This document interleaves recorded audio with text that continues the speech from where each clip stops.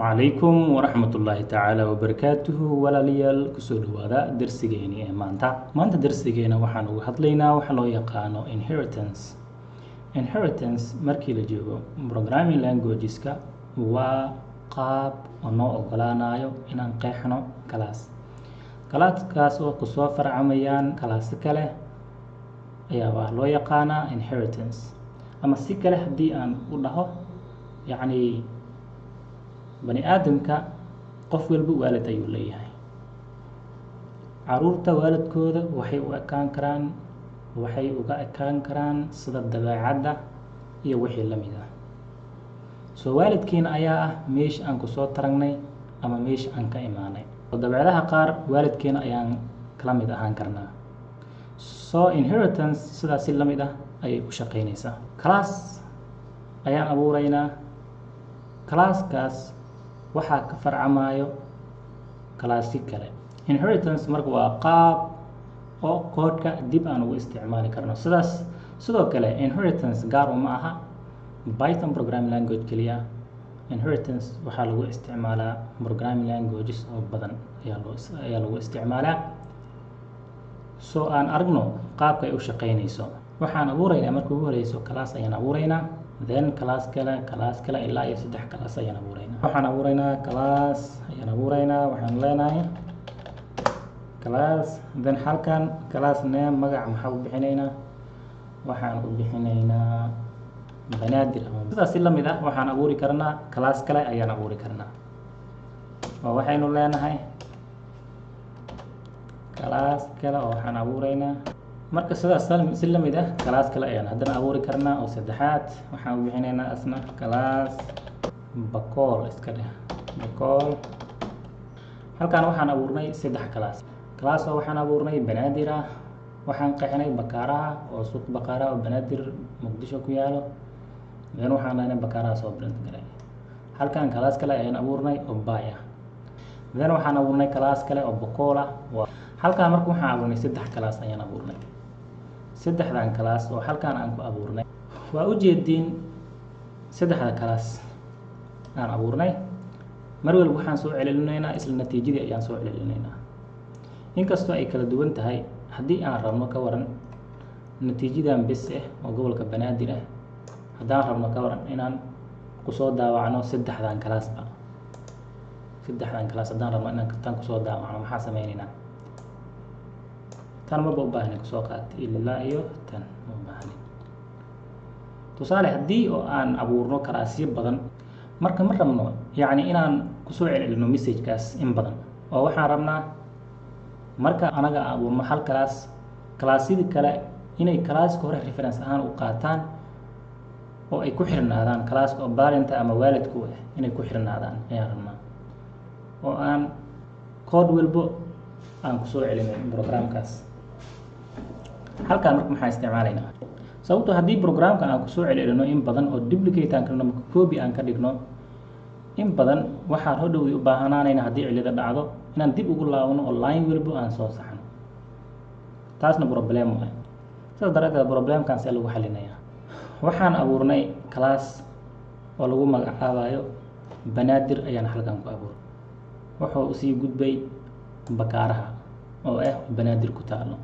kadib waxaan abuurnay class oo baay oo gobolka baay ayaan abuurnay dan waxaan abuurnay class kale oo bakool ayaan abuurnay marka sidaas si la mid ah halkan waxaan isticmaali karnaa marka anagoo reference aan ka dhiganayno gobolka banaadir ayaan waxaan isticmaali karnaa isla message-kan in badan aan kusoo daawici karnaa class-yadan aan abuurnay anagoo kusoo celcelinaynin keliya aan reference aan ka dhiganayno ama marjic aan ka dhiganayno gobolka banaadir sidaan ku samayn karnaa marka taasi marka halkan waxaynu leenahay classka meesha oo classka by hadda halkan meesha qoratahay waxaanu leenahay waxaan furaynaa open round bracket halkan waxaan gelinaynaa marka banaadir ayaan halkan gelinaynaa banaadir haddaan halkan gelino waxay reference u noqonaysaa kan wuxuu soo daawacayaa isla message-kan ayuu soo daawacayaa mana ku soo celinayno programkan inkasta uu saxan yahay halkan waa ujeedaa cilada ayaa jirto xariigma ayuu saaraya zenata xariigma gaduudan ayuu saaraya cilad jirtana waxay tahay Python programming language ma jeclo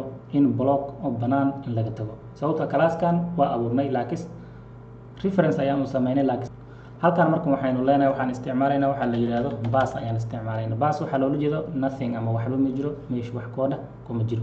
Sidaas darteed iska hindhatir oo ka tag. Then halkan waxaan leenahay sidaas la mid ah bus ayaan isticmaalaynaa. Marka kuwan oo dhan waxaan u sameynay maxay reference ayaan u sameynay. Dhammaantood waxay ku xiran yihiin gobolka Banaadir ayay ku xiran yihiin. Marka halkan waxaan abuurnay class name oo Banaadir ah. Banaadir waxa waaye meeshii lagu soo farcamayo waaye. Then class kale ayaan abuurnay oo by la dhahayo ayaan abuurnay. Then waxaan reference ugu dhignay Banaadir ayaan reference ugu dhignay. Uma baahnaanayno message kan in mar kale aan qorno. Then intaan kaliya ayaa noogu filan.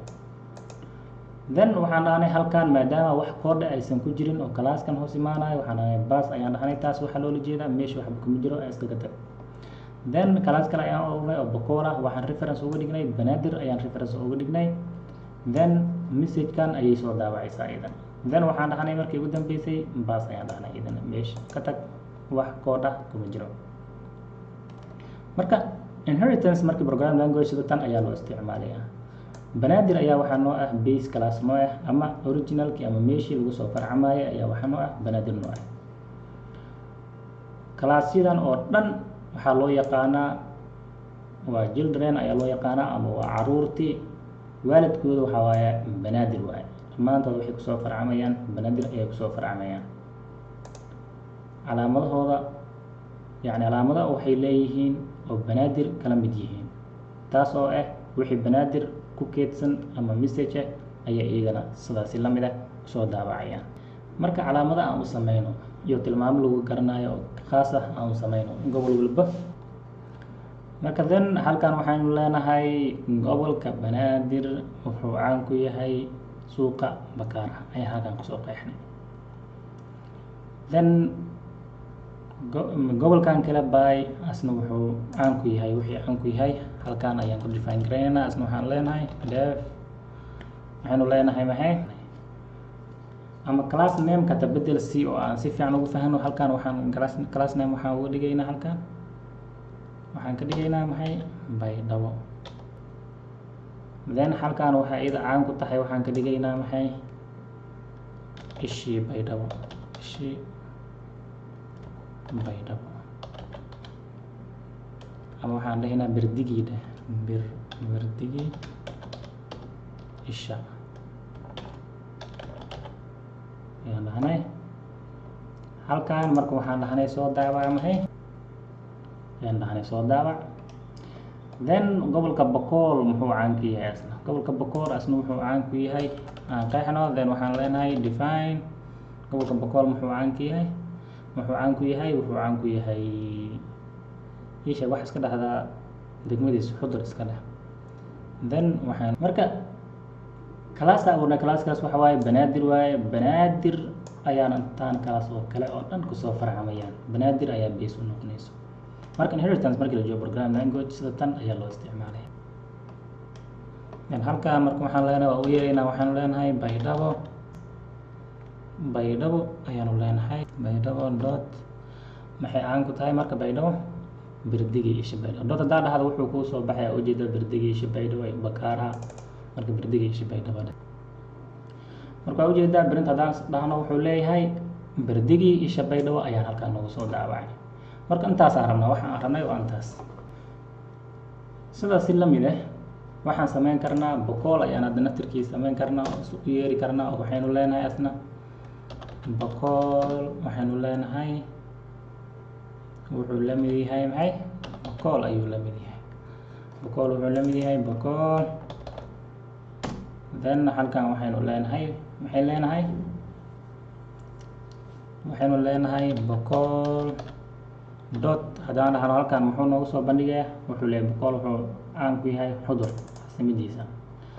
Then halkan hadaa soo daawan asna maxaa soo baxaya ujeed Xudur ayaa noo soo baxday. Birdigii Isha Baydhabo iyo Xudur.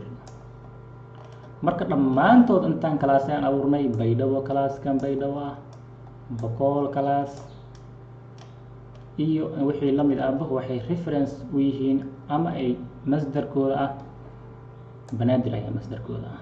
Dhammaantood Banaadir ayay ku xiran yihiin. marka maanta idan darsigeen waxaan uga hadlaynay waxa loo yaqaano inheritance waxaan kusoo sheegnay class ayaa la abuurayaa oo base u noqonayo classii kale. classkaas waxaa lagu magacaabay ama waxaan tusaalahaan soo qaadanay sida waalidkaaga ubadka waalidkiis wuxuu u ekaan karaa sida dabeecadda iyo wixii la mid ah ayuu u ekaan karaa. sidaas si la mid ah banaadir ayaan abuurnay oo meeshan base aan uga dhignay. then waxaan sameynay class kale oo waxaan abuurnay baydhabo ayaan abuurnay. baydhabo waxaan reference ugu dhignay banaadir halkaan markaan kusoo gudbinayno ama halkaan kusoo mention garaynayno waxay inoo fududeynaysaa ama lagu ogaanaya classkan inuu yacni sub class yahay ama child class uu yahay ama caruur uu yahay oo dhalay banaadir hoos tagaya. taas ayaa lagu ogaanaya ama taas ayay noo sahlaysaa. banaadir in halkaan ku baas garayno waxay nagu xiraysaa class namekan oo banaadir ah halkaan aan kusoo abuurnay ayay noo sahlaysaa. then class kale ayaan abuurnay oo bakool ah. then asna waxaa sidii si la mid ah waxaan base uga dhignay banaadir ayaan base uga dhignay. then halkaan ayaan imaanay halkaan markaan imaanay waxaan abuurnay objectives ayaan abuurnay oo hoos tagaayo labadan class bakool iyo by hoos tagaayo objectiveskii. then waxaan u yeernay bakool iyo by ayaan u yeernay. then wixii lagu yaqaanay macaan ku ahaayeen ayaa halkaan lagu soo daabacay. marka maan darsigan waxaan uga hadlaynaa waxa loo yaqaano inheritance. so waxaan filayaa in wax badan laga fahmay waxa loo yaqaano inheritance markii programming language-ka la joogo. so janalkeena haddaad ku cusub tahay subscribe like saaxiibkaagana alla wadaag. aad mahadsantihiin. asalaamu calaykum waraxmatullaahi tacaala wabarakaatu.